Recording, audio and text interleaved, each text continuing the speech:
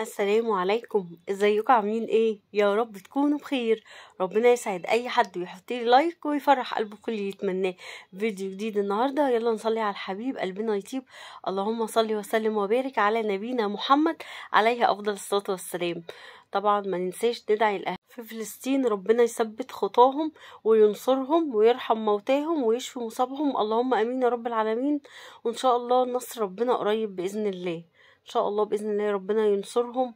وهم بجد يعني عايزه اقول لكم احنا اللي بنستقوى بيهم بجد، هم مثال مشرف جدا جدا جدا للصمود وللصبر والحاجات كتير قوي في حياتنا. بجد علمونا دروس مش هتتنسي ابدا.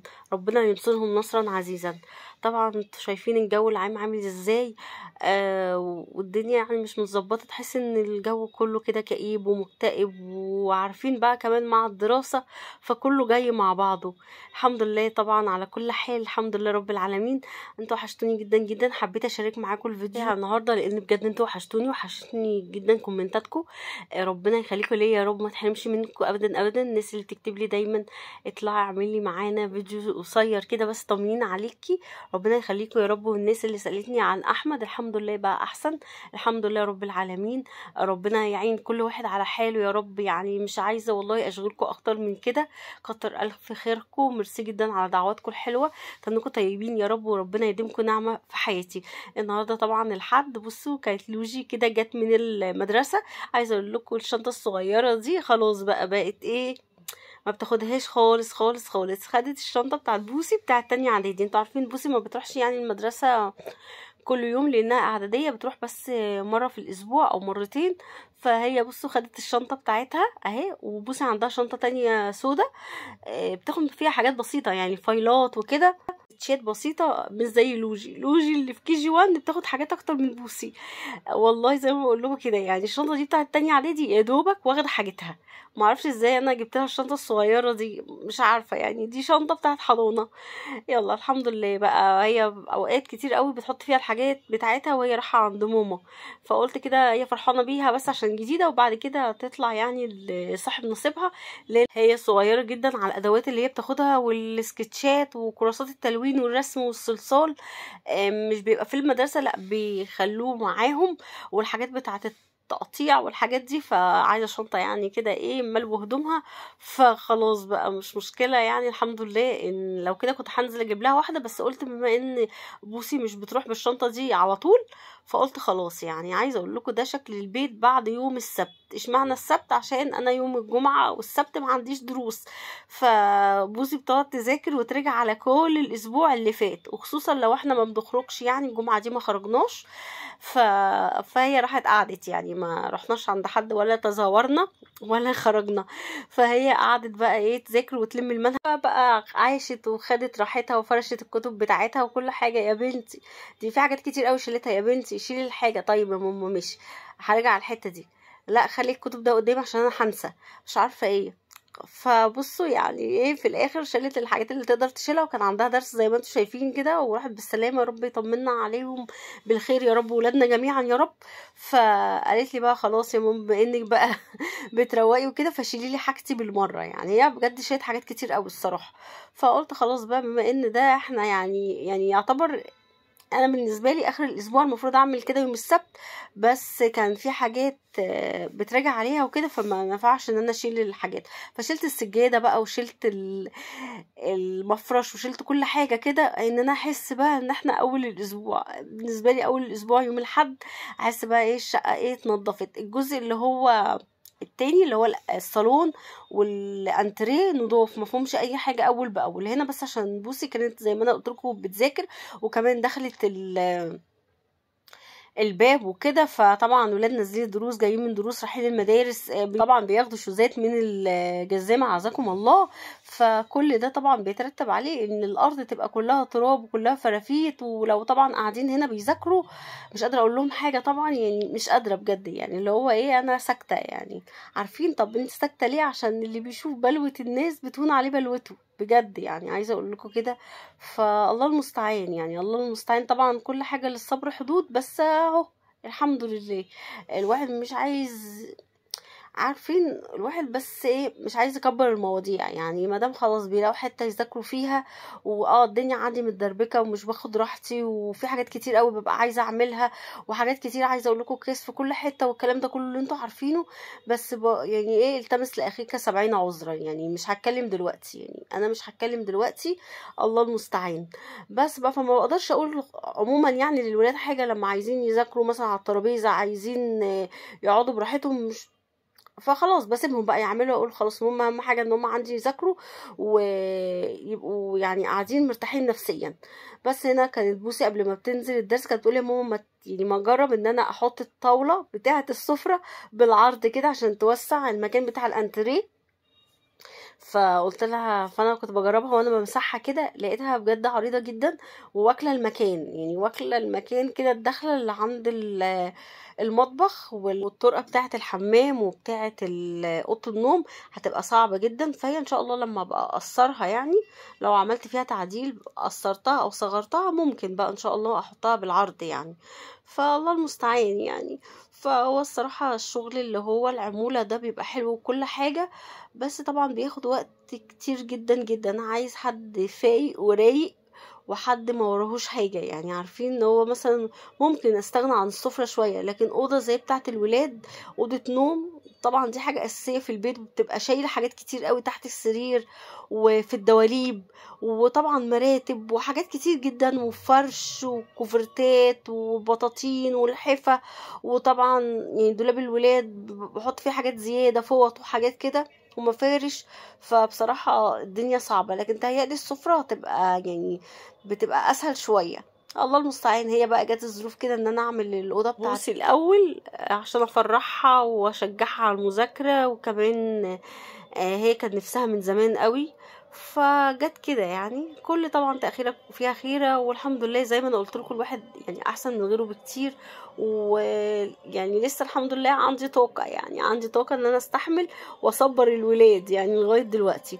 دي طبعا الفوطة بتاعت جرين واي كده زي ما انتم شايفين، بصراحة بتاعت التراب دي بتنجز معايا جدا جدا، عارفين بتسعفني، بتلمح كل حاجة في الاخر خالص خالص. بروح طبعا انا كنت عاملة بيها الصالون والانتريه، بس طبعا مش معاكم يعني اليومين اللي فاتوا، كان يوم الجمعة ويوم الخميس ما صورتش، لان انا الحاجة اللي انا بعملها من غير تصوير ومن غير فيديو كده بنجز فيها كتير جدا، وبعدين الوقت عندي مضغوط، لان انا الحصة اللي لوجي بتاخدها مع الميس بحضرها معاها عشان النطق، وازاي ان انا اعرف طبعا لما الميس تمشي اذاكر لها وكده، وفي حاجات بتتنطق بشكل معين والحروف بطريقة نور البيان والحاجات دي كلها، فبحضر معاها الحصة. طبعا الحصة بتبقى ساعة ونص وكده واكتر، فطبعا ده طبعا يعني وقت ومجهود، بودي بوسي الدرس، فده بياخد من وقتي ومجهودي. الولاد طبعا عندهم مذاكرة وكده، مش بيخلوني لا بيخلوني انزل السوق فين وفين لما بيرضوا عليا وبيجيبوا لي حاجه وما جايين من الدرس، الصراحه بيبقوا مش شايفين قدامهم، فانا بروح نازله جايبه الحاجات من السوق وكده، اي حاجات من السوبر ماركت، اغلبيه الحاجات انا اللي بجيبها، فعلشان كده ما عنديش وقت خالص. ففي حاجات بتبقى زي ما بنقول كده ما بينفعش ان انت تاخريها، او ان انت تبقى مش في الاولويات. يعني انا عندي الاولويات الولاد، وبعد كده البيت، وبعد كده بقى ايه التصوير. يعني عارفين طبعا اهم حاجه ان انا يعني التعليم، انا عندي حته التعليم دي مهمه جدا جدا، ومش انا لوحدي، كل الناس طبعا في الزمن ده اهم حاجه ان هم يبقى معاهم شهاده، ومعاهم شهاده كويسه يعني، وان انا ما اقصرش معاهم في حته التعليم دي خالص. يعني اوقات كتير كده اقول لبوسي دي الحصه دي مراجعه، بلاش تروحي عشان انا هروح معاها وكده، تقول لي خلاص يا ماما انا هعتمد على نفسي، انا هروح. اقول لها طب بلاش، ضميري يأنبني تاني، احس ان هي عايزه تروح وانا اللي همنعها انها تروح. كان اقربها النهارده يعني قلت لها ببقى قلقانه عليكي وكده، قالت لي لا انا هروح، ما تخافيش عليا وكده. هو الدرس بصراحه يعني قريب، بس لو انا خدنا يعني توك توك، فهي طبعا عمرها ما هتاخد توك توك لوحديها فبتمشيها، فبخاف عليها بتبقى السكه طويله قوي كمشي وكده. فقالت لي لا النهارده يا ماما عشان في حاجات كتير قوي في البيت، يا سلام لما اجي بقى الاقي البيت كده شكله حلو وكده. قلت لها خلاص هتابعك في التليفون وربنا سبحانه وتعالى هو الحافظ. فبصراحه نزلت لوحديها واطمنت عليها انها وصلت، وانا قلت لها خلاص انا هجيبك علشان هي هتطلع متاخر، يعني هتطلع على الساعه 5. انتوا عارفين طبعا الساعه اتغيرت، فالساعه 5 بتبقى الدنيا بتليل.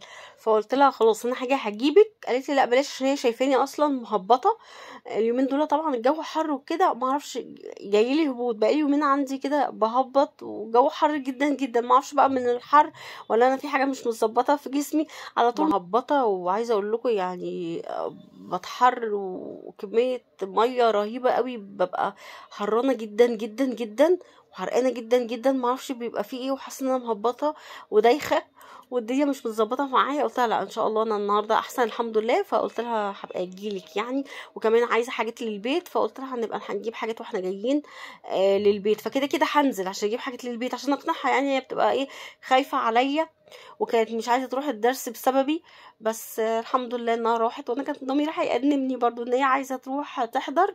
هي كانت مراجعه بصراحه وانا قلت لها خلاص يا بوسي ما انت ذاكرتي كذا مره والحاجات دي خدتيها، لسه كمان هيراجعوا اخر السنه. انتوا عارفين ان تالتة اعدادي الترم كله على بعضه، يعني مفيش نص السنه ولا تقريبا في، لا تقريبا مفيش نص السنه صح، لا تقريبا في نص السنه تقريبا.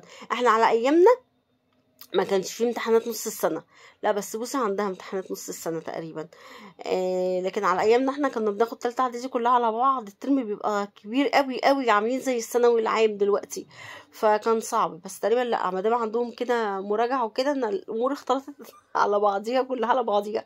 بصراحة لوجي واخدة مني وقت ومجهود كبير علشان ما راحتش الحضانة، وما بنصحش اي حد ان هو ما يوديش حضانة، لا بنصحه يودي حضانة لو من 3 سنين ودوه، لان انا بعاني اقسم بالله بعاني، انا بتعلم من اول وجديد اي بي سي والف ب ت وبكتب، لا بجد يعني فرق بينها وبين بوسي طبعا على عهدي بقى، على عهدي من زمان قوي.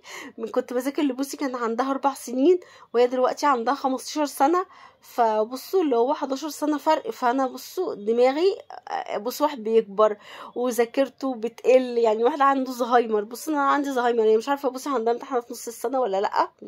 الزهايمر يا جماعه مع الاحداث اللي بتحصل مع القلق اللي الواحد فيه مبقتش مركزه في اي حاجه، اقعد اذاكر بقى اللوجي مبقاش فيه خلق، يعني عارفين اللي هو ايه خلق بيضيق. فيا ريتني كنت ابتديت حتى في اجازه الصيف، والله ما بنزل اهو كل يوم بنزل مدارس وكل يوم باخدها من الباص، وهي نفس الصحيان ونفس كل حاجه. فبصراحه بلوم نفسي لانها بتاخد مني وقت كبير جدا. المدرسه كتر خيرها طبعا بتديها الاساسيات، وانا عليا طبعا انها تكتب الواجب وتبقى حافظه ده شكله ايه وده بيتوصل بايه وكل ده. فبجد يعني واخده مني مجهود جامد جدا. بلس طبعا الولاد عندي، يعني انا مثلا ماشي بوسي بتعتمد شويه على نفسها تبقى عارفه ميعاد الدرس وكده، بس هي بتسهر تذاكر، فلازم اقومها بدري عشان الدروس. فممكن انها ايه مع النوم الصبح وكده تبقى جسمها تقيل شويه، فاستني يا ماما الموبايل يرن فهي تروح قافلاه، لكن انا طبعا لازم اقوم واقول لها يلا يا بوسي فاضل الدرس والساعه، ما لازم افكره بالمواعيد كده، يعني عارفين اللي هو اللي هو انا ايه بلف. فانا بقول لكم كل ده ليه؟ عشان بس ايه تعذروني يعني على تقصيري في الفيديوهات وتأثيري في حقكم بجد غصب عني والله. انا ما ببقاش قصدي يعني، بس الوقت مش سامح لي خالص، يعني لان هم يعتبر يعني معتمدين طبعا، انتوا عارفين احنا بنسافر وكده، اكيد طبعا لو كان هنا كان هيساعدني في حاجات كتير يعني. برضو الولاد لما الاب بيكون هنا طبعا بيبقوا ملتزمين اكتر، يعني كفايه ان هو مش هيساعدني يعمل لي حاجه، لا كفايه الالتزام، يعني الولاد يبقوا ملتزمين اكتر، ممكن ما يبقاش في حته الدلع دي شويه، يجيبوا لي حاجات كده يعني. لكن طبعا ايه الله المستعان يعني.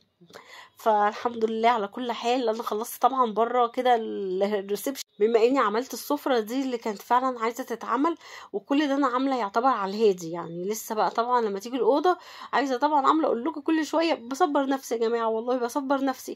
عايزة اشيل الستاير واعمل البلكونة وبصوا بقى وامسح وانضف واغسل الحيطان واخلي الشقة دي زي الفل.